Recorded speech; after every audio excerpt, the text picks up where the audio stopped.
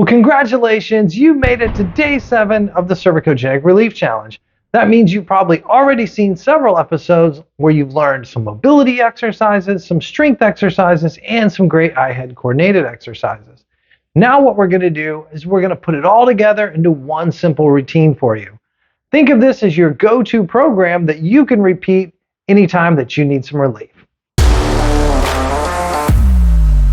Well, my name is Mauro Burnett. I'm a physical therapist, and over my 24-year career, I've been able to help thousands of patients get over cervicogenic dizziness and cervicogenic headaches. So for today's episode, we're going to take all the lessons that we've learned in the first 6 episodes, and we're going to stitch it all together for an easy routine. The first thing that we want to do is look at mobility restrictions. If you have dizziness or you have headaches, and you notice you can't quite turn as far to the right, or maybe turning to the right makes you dizzy, let's look at a mobility exercise that's easy to do, that you can do right now. All you'll need to do this with me is maybe a medium-sized hand towel. If you want to pause the video and grab one, come right back, no problem. Okay, this is what we're going to do. I'm going to take the sewn edge of the towel. I'm going to place the towel right in the back of my head, right in line with the earlobes. Now what we're going to do, again, our scenario is dizziness to the right. To go to the right, I'm going to drop the towel onto my shoulder and release the towel. I now feed the towel into my right hand. This hand's going to hold the towel in place. Very gently, without forcing it, I don't want pain and I don't want dizziness, I'm going to let the towel guide me to the right as far as you can comfortably. Once you get to the end range, you come back. Try this anywhere from 2 to 6 times, and when you're done, recheck your range of motion to see if it feels more mobile, less dizzy, and less painful. This is a great exercise. I'll give you a pro tip. When you do this technique, make sure that you're not forcing your way through the range of motion. Gently go as far as you can, stop before you get any pain, and just think of it as when you do several reps in succession, that's where you're going to see your range of motion just get a little bit better each time. But that's much better than forcing it. I've had patients where they do this, doesn't go well. This is a great exercise. You can employ this 2 or 3 times during your day if you find that this is helpful. Another exercise that you can do if you find that your range of motion is limited is the McKenzie chin tuck exercise. And I'll show you how that works. What you can do is a test on yourself. If you notice that if you bring your chin straight back and you feel tight or painful in the upper neck, also you might notice, if that's positive, that bending forward could possibly cause dizziness. Okay, now we've got 2 positives. Bending forward causes dizziness and retracting back causes tightness and pain. This is what you can do. Imagine your chin rolling straight back on rollers. You bring your chin slightly back, like you're making a double chin. You pause for a second, and you slowly come back out. I'll show you from a side view. Slowly bring your chin in, hold for a second, and gently back out. You would repeat this about 10 times. Once you've completed this, reassess your bending forward and see if you now can do that with less dizziness. If it did work out for you and it's less pain and less dizziness, that's a great exercise that you can do. You could do this every couple hours as needed for a few days and see if that gives you some relief. Now let's talk about a couple strengthening exercises. The strengthening exercises are going to give you strength and protection, and now we're preventing episodes of your neck becoming tight. So let's look at 2 exercises that we kind of covered in the whole system here. We're going to look at something for the neck extensors, the muscles in the back of the neck, and we're going to look at an exercise for your neck flexors. Let's do that right now.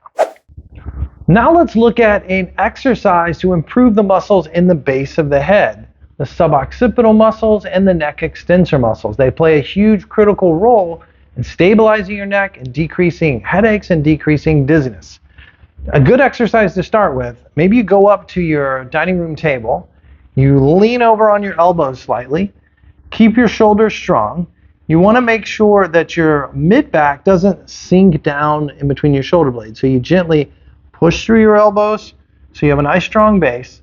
Now what I'm going to do is gently curl my neck in as I'm looking down, as if I'm reading a newspaper between my arms, and I slowly come back up. Make sure it's pain-free, make sure it's dizzy-free, but if you can pull this off, even the smallest range of motion, slightly down and slightly back, that is a great exercise to start to build up those protective muscles. A good way to start is maybe on your first day, you just do 5 or 10 reps. Give it a day and make sure it went okay for you. If it went okay, then you're going to build up to 2 or 3 sets of 10. This is a great exercise, easy entry-level exercise if you're having neck pain, headaches, or dizziness. Give it a try. Now let's look at an exercise for the front of the neck, the deep neck flexors. All right, to exercise the muscles in the front of the neck, the deep neck flexors, I've recruited a small bath towel. I'm laying down on the bath towel. I want to make sure that my head is level. And now what I'm going to do is I'm going to palpate the front muscles, the superficial muscles that I can feel. You got a big muscle here called the sternocleidomastoid.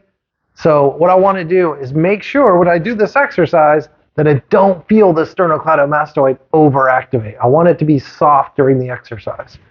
So what I do is I look down, maybe at like a 45-degree angle, and I slowly slide my chin as if I'm nodding yes. What I should feel is the back of my head sliding on the towel. One of the biggest mistakes with this exercise that people make is they begin to lift their head off of the towel.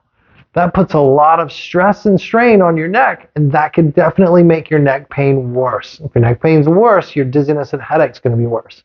So totally relax your head.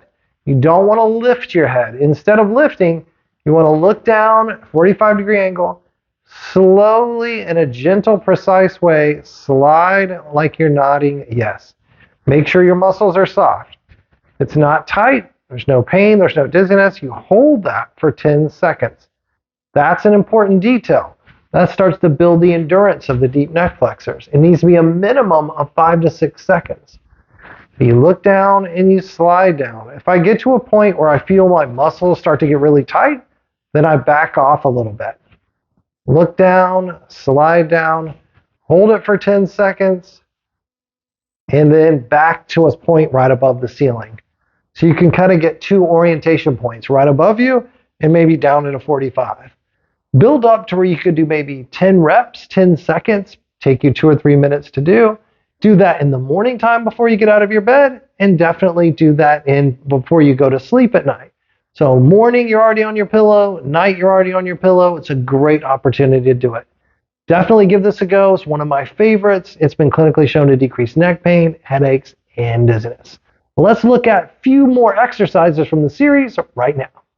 All right, now we're starting to build a program. We've got the mobility things that we looked at. We've got a couple strengthening things.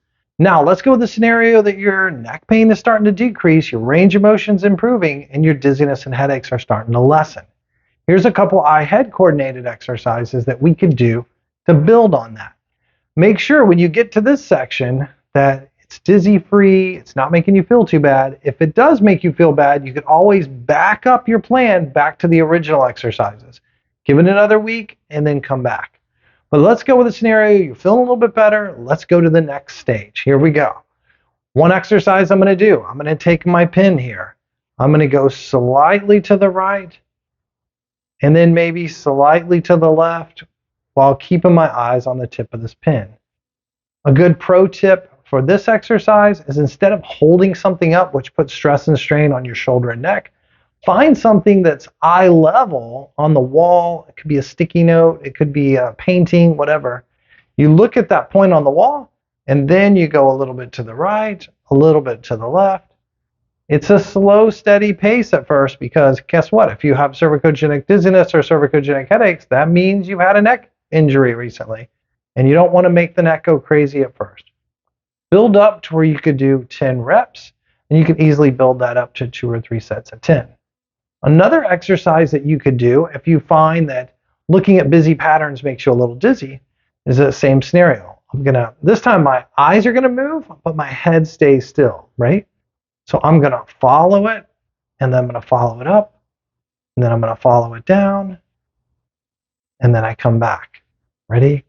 I'm gonna move, follow with my eyes, go up, Go back down. Follow with my eyes. Go up.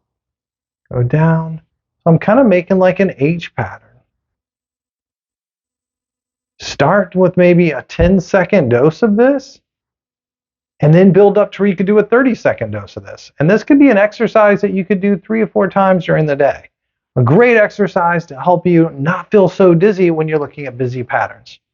All right, guys, that's going to be our video for today. Congratulations, you made it through the whole 7 days of the Cervicogenic Relief Challenge. I'm going to put up a link right here on my left, somewhere right in this area, that's going to have all 7 episodes together so you can watch that one after another if you haven't seen the other episodes. Also, don't forget to subscribe to our channel so you don't miss more therapy tips coming your way on cervicogenic dizziness and cervicogenic headaches. And I have a book coming out. It's really close. It's in the last stages of production. Should be out hopefully in the next few weeks. When it does, I'll tell you all about it. It's comprehensive. It's going to look at how do I know I have cervicogenic dizziness or headaches? How do I know it's not something worse? And what are the best exercises to do? It's all in the book. I'll talk about it more in the future. But it's goodbye for now, and we'll see you next time on Physio Tips with Mauro.